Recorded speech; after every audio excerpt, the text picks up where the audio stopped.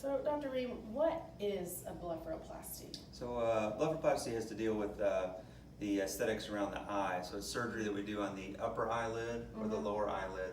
Upper eyelid, we do that for excess skin typically, or a sagging upper eyelid.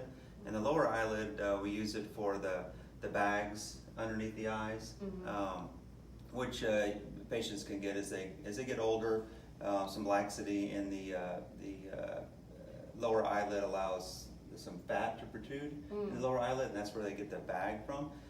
That's disconcerting, and so blepharoplasty deals with removing some of that fat and some of the excess skin from the lower eyelid, and certainly on the upper eyelid, removing the excess skin to help with the droopy eye. Okay. All right, Dr. Ream. So when you're doing a blepharoplasty, upper or lower, where are the incisions and how long would it take for us to get back to our social functions? Okay. So the incisions are, on the upper eyelid, they're made deep in the crease, so they're hidden really nicely, particularly when the eye is open. On the lower eyelid, we either put them just beneath the lash margin or sometimes on the inside of the eyelid. And that depends on sort of our physical examination and what goals are with the lower eyelid. The incisions heal quickly. They're all repaired with absorbable stitches and maybe a few non-absorbable on the edge. And then those fall out on their own. They're pink. The incisions are pink for 4 to 6 weeks and then continue to fade from there. Certainly the first week to 10 days, there's some bruising and swelling of the eyelids that by that time frame, women are usually able to conceal or cover with some makeup. But 10 to 14 days is sort of return to most social functions. And 4 to 6 weeks, sort of regular activities, including exercise. But it'll take a couple of months for the incisions to fade. The eyelid skin heals really nicely, so scarring is minimal and well concealed and well hidden, typically in a crease of the eyelid.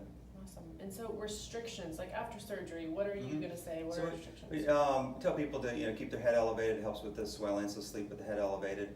You get some ointment or cream that you use in the eye that helps with some of the swelling that has some steroid and antibiotic, and so patients use that. There's not really a dressing to use. We do some cool compresses the first couple of days. And then from an exercise standpoint, we don't like people tilting their head down, which can raise the blood pressure in that area, which is going to cause more swelling and bleeding. And take it easy from an exercise standpoint for the first couple of weeks. Awesome. Cool. So how long would it take you to perform this surgery? The surgery is done in the operating room under a sedation anesthesia, so patients are asleep, but generally breathing on their own rather than with the ventilating machine. We use some local anesthetic in the skin, and it takes about an hour to 2 hours to do, depending on if we're doing just the upper eyelids, the upper and lower eyelids together. And sometimes we add other procedures when people have a blepharoplasty, their eyelid surgery, like cheek lifts and things like that. So that certainly would add some time. But in general, hour to 2 hours for the most part in the operating room. Outpatient, people go home the same day. As far as discomfort after the procedure, there's some pain and discomfort, but it's not bad. The patients complain primarily of the irritation of the eye, and that's what some of the ointment that we prescribe is helpful. And that's just usually for the first couple of days. That also kind of comes into play with patients' glasses and contacts. There is some swelling of the eye itself related to this surgery.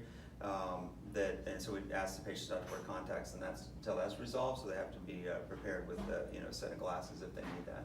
Thanks for being with us today, talking about blepharoplasty. If you have further questions, give us a call here at the office. Be happy to see you and consult. And join us again next time when Mary and one of the plastic surgery group physicians will get together for a cosmetic consult.